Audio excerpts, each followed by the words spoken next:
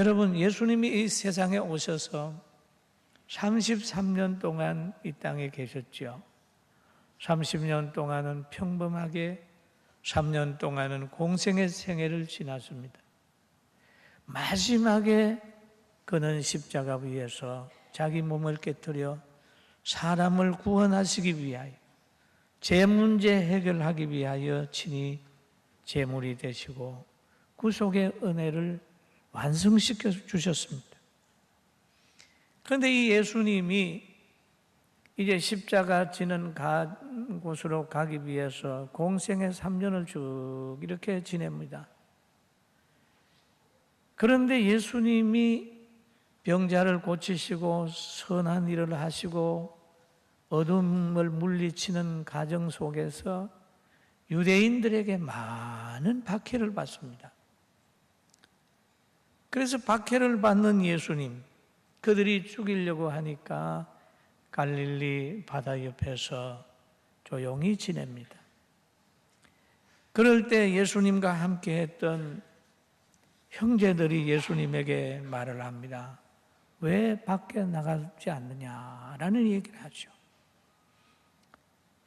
유대인의 초막절이 되었음에도 예수님은 예루살렘에 올라가지 아니하고 갈릴리에 머물렀습니다.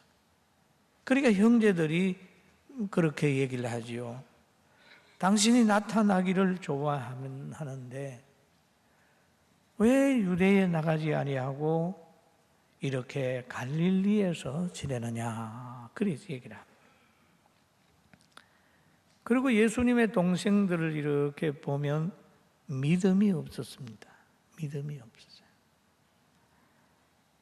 그리고 예수님은 육신의 동생들도 예수님 살아계시는 동안에 그들에게 믿음을 키워주지 못했습니다.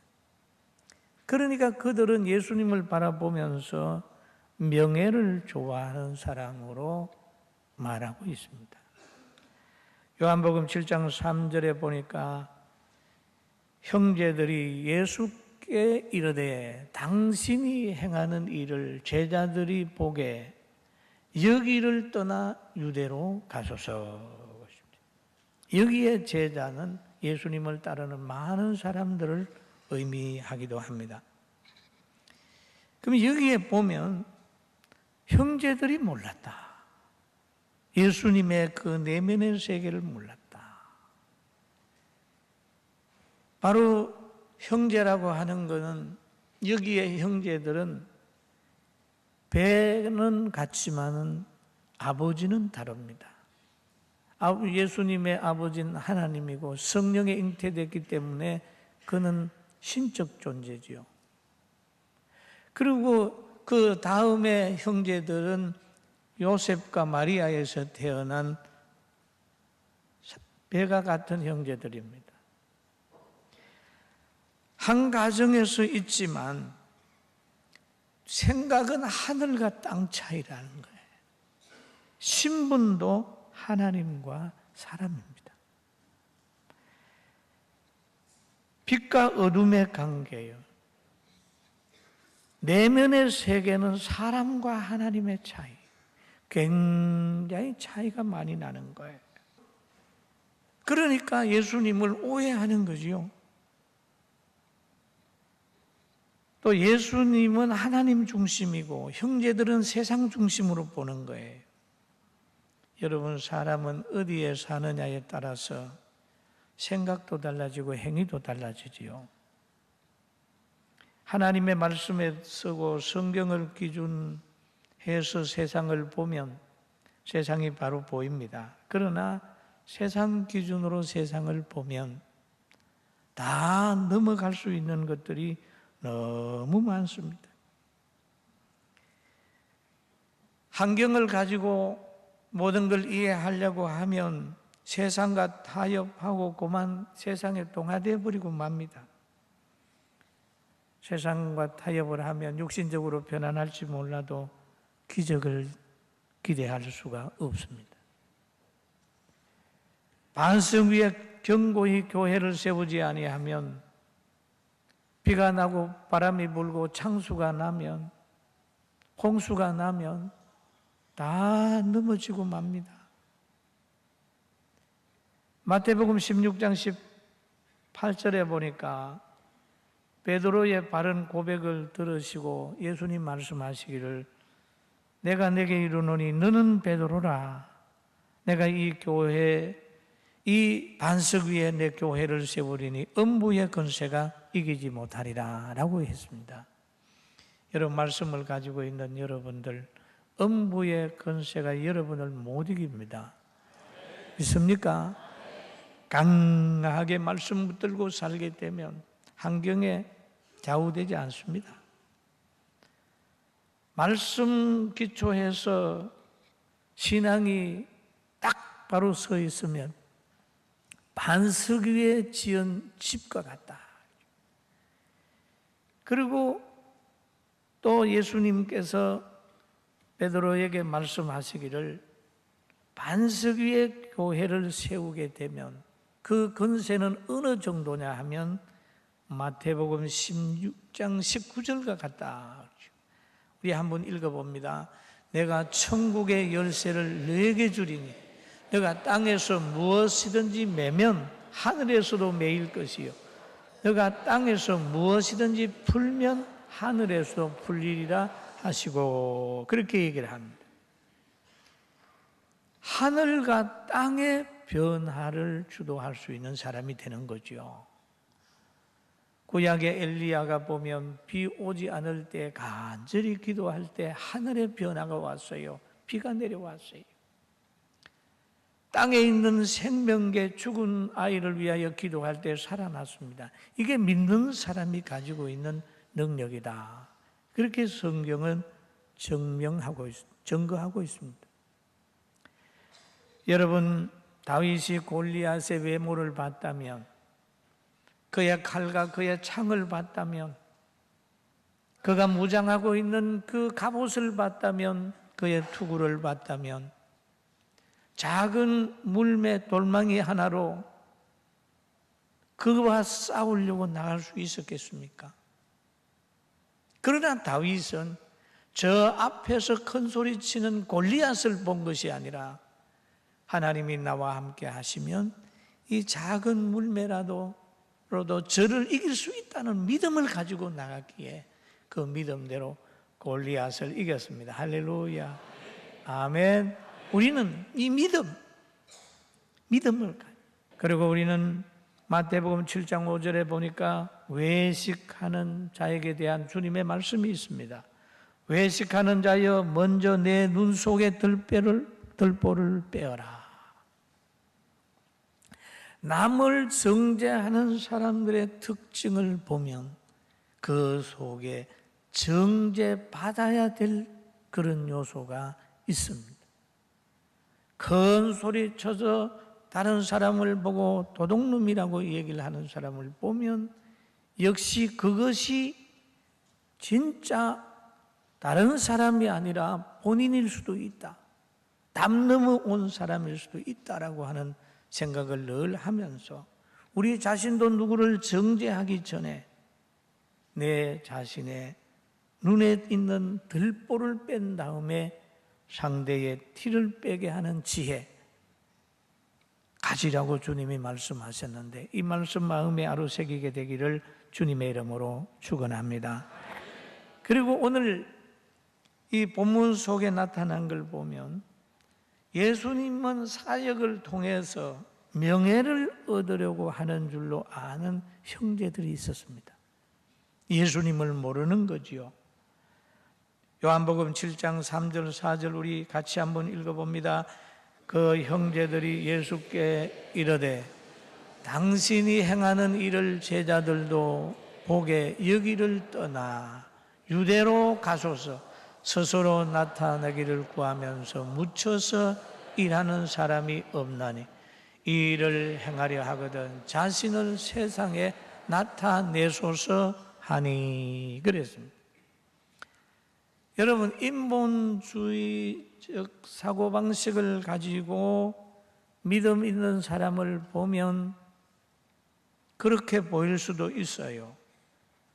교회에 많이 전도를 하면 세 불리려고 그렇다고 그러고 예배당을 크게 지으려고 하면 가시하려고 그런다고 그러고, 제가 보니까 노인 복지를 열심히 했더니 세상에서 어떤 영향력을 행사하려고 그런다. 많은 사람이 오해합니다. 그러나 교회 성장시키는 것도 어떤 뭘 가시하려고 그런 건 결코 아닙니다. 하나님이 전하라고 했으니 전한 결과가 부흥으로 오는 거고, 노인 복지하면서 명예를 얻으려고 하는 것보다 하나님이 백발은 면류관이니까 귀하게 여겨라, 부모님처럼 여기라고 했으니 부모님처럼 여기다가 보니까 노인 복지하는 거예요. 그러나 밖에 사람들은 늘 그렇게 가시한다고 생각을 하는 거죠. 불신하는 분들은 오해하는 거예요. 그렇다고 안 할 수는 없잖아요. 예수님을 오해하는 형제들이 있죠. 그런데 그 형제들은 요한복음 7장 5절에 보니까 그 형제들까지 예수님을 믿지 않았다, 메시아로 인정하지 않았다는 거예요. 가장 가까이 있는 형제들이 예수님을 믿지 않았다. 여러분 어떻습니까? 우리도 그런 소리 듣잖아요. 야, 너 형제나 전도해라. 뭐 여집사님들 보고 남편이나 전도해라. 뭐 누구나 전도해라. 가족도 전도하지 못하면서 누구에게 전도하느냐, 이런 말을 혹 들을 때가 있죠. 그러나 기죽지 마세요. 할렐루야. 여러분, 때로는 선지자가 고향에서 높임을 받지 못할 때가 있습니다. 가족을 전도하지 못할 때가 있습니다. 그러나 진심으로 기도하게 되면 그 기도가 응답돼서 가족과 친지들이 구원받는 날이 분명히 옵니다. 할렐루야. 예수님은 지금 형제들을 믿게 하지 못했어요. 그러나 예수님 떠난 후에 형제들이 다 믿었습니다. 사도행전 1장 14절 같이 한번 봅니다. 여자들과 예수님의 어머니 마리아와 예수의 아우들과 더불어 마음을 같이하여 오로지 기도에 힘쓰더라. 그랬어요. 이것을 보면은 진정한 신앙은 혈연을 통해서 이루어지는 건 아니다. 그리고 인본으로 발생되는 신앙은 발생되지 않는다. 오직 믿음은 하나님의 선물이다. 하나님이 믿게 해야 되지 인위적인 방법으로는 불가능이다. 에베소서 2장 8절에 보니까 너희는 그 은혜로 인하여 믿음으로 말미암아 구원을 받았으니 이것이 너희에게서 난 것이 아니요 하나님의 선물이라. 하나님의 선물을 우리가 줄 수가 없는 거예요. 아내도 남편도 부모도 자녀도 바로 세울 수 있는 능력이 없고, 하나님께서 우리의 기도를 들으셔서 그에게 믿음을 주셔야 믿게 된다는 것을 알고, 혹시 가족이 늦게 예수 믿을 때라도 좌절하지 말고 늘 기도하게 되길 주의 이름으로 축원합니다. 어느 권사님 한 분이 자녀를 위해서 엄청 기도를 했어요. 그런데 자녀가 예수님 안 믿었어요. 그런데 장례식을 딱 치르는 때에 자녀 마음속에 어머니에 대한 그리움이 생겼어요.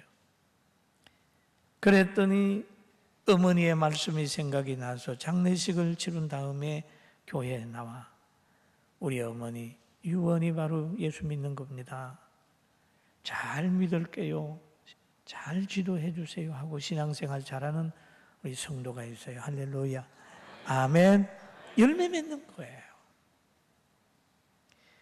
그리고 오늘 보면 형제가 보는 때와 예수님이 보는 때가 다르다는 거예요. 때가 있다. 예수께서 이르시되 내 때는 아직 이루지 아니하였거니와 너희 때는 늘 준비되어 있느니라. 여기에 때는 하나님이 정한 때죠. 십자가 질 때잖아요. 그리고 예수님은 그 때를 기다리는 거예요. 그러면서 요한복음 5장 30절에 이렇게 말씀을 하셨어요. 같이 한번 봅니다. 내가 아무것도 스스로 할 수 없노라. 듣는 대로 심판하노니 나는 나의 뜻대로 하려 하지 않고 나의 보내신 이의 뜻대로 함으로 내 심판은 의로운 것이니라. 하나님이 정해 주신 때가 있습니다. 사람의 때는 항상 있지만은 하나님이 정해 주신 때는 하나님이 정하는 거예요. 솔로몬이 오랜 기간 동안에 전무후무한 복을 누린 다음에 전도서를 통해 이런 얘기를 합니다. 범사에 기한이 있고 때가 있다. 때가 있다. 우리는 늘 때를 잘 잡아야 됩니다. 세상 사람들도 그 성공할 때가 있다고 하는데 이 때는 준비된 사람이 그 때를, 그 기회를 차지할 수 있다는 거죠. 여기에 보니까 우리가 또 고린도서에 보면은 후서에 보라 지금은 은혜 받을 만한 때요 보라 지금은 구원의 날이로다 하는 말씀도 있어요. 여러분 이 때를 잘 분별하는 능력을 가집시다. 할렐루야. 우리나라도 지금 어떤 때입니까? 교회도 지금 어떤 때입니까?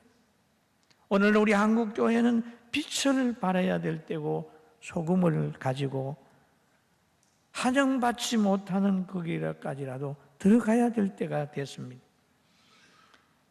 어둠이 필요한 곳에는 빛입니다. 어둠을 좋아하는 사람은 빛을 미워하지만 미움받아도 빛을 가지고 거기에 들어가야 될 때입니다. 예수님은 형제들에게도 오해를 받았지만 그들에 의해서 행동이 좌우되지 아니하고 하나님의 때를 기다렸습니다. 사랑하는 성도 여러분, 때를 아시는 능력을 가지게 되길 주의 이름으로 축원합니다. 학생들은 공부할 때가 있고 또 청년들은 결혼할 때는 결혼해야 되는 거예요. 출산할 때는 출산하고 일할 때는 일하고 청년의 때는 여호와를 기억하고 하는 거죠. 때에 맞는 언어, 때에 맞는 삶, 때에 맞는 사역, 때에 맞는 축복 꼭 받게 되시길 주의 이름으로 축원합니다. 그런데 예수님께서 그런 말씀하셨어요. 세상이 너희를 미워하지 아니하되 나를 미워하니 이는 내가 세상의 일들을 악하다 증언함이라. 세상은 세상을 미워하지 않습니다. 세상은 예수님을 미워합니다. 이 말을 창세기 3장 15절에 이미 예언된 사건입니다. 내가 너로 여자와 원수가 되게 하고 내 후손도 여자의 후손과 원수가 되게 하리니 여자의 후손은 내 머리를 상하게 할 것이요 너는 그들의 발꿈치를 상하게 할 것이니라 하는 말이 있어요. 이 사탄은 그런 역사하심이 오늘 다시 한번 내가 너로 여자의 원수가 되게 하고 내 후손도 여자의 원수가 되게 하리니 여자의 후손은 뱀의 머리를 상하게 한다는 거죠. 그러니까 마귀를 멸하는 능력이 있어요. 예수 그리스도는. 그러나 마귀는 늘 여러분 뒤에 발꿈치를 상하게 하는 거예요. 생명을 못 건드리는 겁니다. 여러분 어떤 환경 속에라도 여러분 예수 믿는 사람의 그 영혼 천국 가는 그거 사탄이 못 데려가요. 할렐루야. 믿습니까? 예. 예수님이 이 땅에 오셔서 이 원수와 계속해서 그 전쟁이 있다는 걸 예언한 사건이. 그리고 형제간에라도요, 신앙의 차이에서 오는 갈등을 할 수 있다. 가인과 아벨이 형제간이지만은 신앙의 갈등이 있었어요. 그 다음에 에서와 야곱도 신앙의 갈등이 있었습니다. 그러나 믿음으로 사는 사람은 항상 역사 속의 주인으로 축복된 삶으로 갔기 때문에 여러분은 어떤 환경 속에서라도 믿음의 혈통을 유지하게 되기를 주님의 이름으로 축원합니다. 여기 예수님 당시뿐만 아니라 초대교회에서도 이제 베드로와 요한이 하나님의 살아계심을 많이 나타냈습니다. 나면서부터 안진뱅이 다는 사람도 고쳐줬지요. 그 다음에 예루살렘 부근에 수많은 사람들이 모여 왔을 때에 그들의 병을 고쳐주고 귀신도 쫓아냈습니다. 육체와 영혼의 병을 아울러 고쳐줬어요. 더러운 귀신에게 괴로움 당하는 사람들을 데려오기만 하면 다 고쳐줬어요. 그러니까 그 이 사도들의 권위가 점점 올라갔습니다. 그러니까 시기하는 사람들이 나왔어요. 권위가 올라가는데 그거를 자기들이 쓰지 않고 복음 전하는 데 썼습니다. 여러분 조상들이 죄를 졌습니다. 예수 그리스도를 여러분이 죽였습니다마는 그는 하나님의 능력으로 부활하셨습니다. 그는 믿는 사람의 구주입니다. 라는 복음을 전했어요.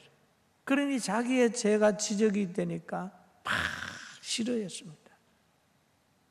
그래서 사도행전 5장 17절 한번 읽어볼까요? 대제사장과 그와 함께 있는 사람 즉 사두개인들의 당파가 다 마음에 시기가 가득하여 일어나 사도들을 잡아다가 옥에 가두었더니, 뭐가 가득했다고 그랬지요? 시기가 가득하여. 사랑이 가득하면 좋을 텐데 시기가 가득하여 그랬습니다. 그러면 역사하는 사람들은 뭡니까? 성령이 충만하고 사랑이 가득하고 온유가 가득하고 절제하는 마음 가지고 평안한 마음 가지고 영혼을 사랑하는 마음으로 복음을 전하니까 모든 사람에게, 거기에 나오는 사람에게 치유가 일어났단 말이에요. 우리가 선한 일을 행하게 되면 항상 칭찬받을 줄로 알고 있습니다만은 영적으로 선한 일이 일어나서 사람을 구원하고 살려내면 사탄의 세력은 자꾸 시기 때문에 공격하는 거예요. 시기는 상대가 약점이 있어서 공격하는 게 아니고, 시기는 잘하는 것을 보는 게 아니라 약점을 잡아서 공격을 하는 거예요. 여러분, 공격을 받더라도 시기 받을 만큼 건강도 물질도 명예도 지식도 부도 가지게 되길 주의 이름으로 축원합니다. 아멘. 시기 받을 정도가 됐어요. 시기 받게 되면서 그들로 인하여 감옥에 갇히는 거예요. 자꾸 가두려고 해요. 가두려고. 이럴 때 하나님은 어떻게 합니까? 자꾸 꺼내려고 하시는 거예요. 믿음 생활하다가 어려움 당하기 때문에 하나님은 천사를 보내고 사람을 보내서 위로하시고 거기에 자꾸 끌어내 주는 거예요. 사도행전 5장 19절 한번 읽어볼까요? 시작. 주의 사자가 밤에 옥문을 열고 끌어내어 이르되. 가두는 사람은 시기 때문에 왔다가 옥에 넣고 자꾸 잠굽니다. 그런데 천사는 옥문을 열고 끌어내는 거예요. 끌어내는.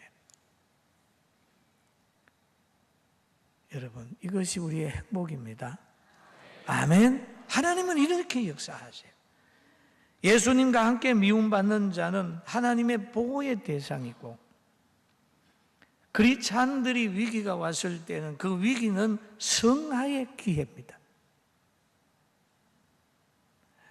한국 교회는 성화의 기회를 맞은 거예요. 형제의 평가나 말에 마음 쓰는 대신에 내가 하나님 앞에 바로 서 있는가? 내 마음에 사랑이 담겨져 있는가? 풍랑을 바라보고 내가 두려워하고 불안해하는가? 아니면 풍랑 뒤에서 나를 사랑해서 물 위로 걸어오시는 예수님을 보고 있는가?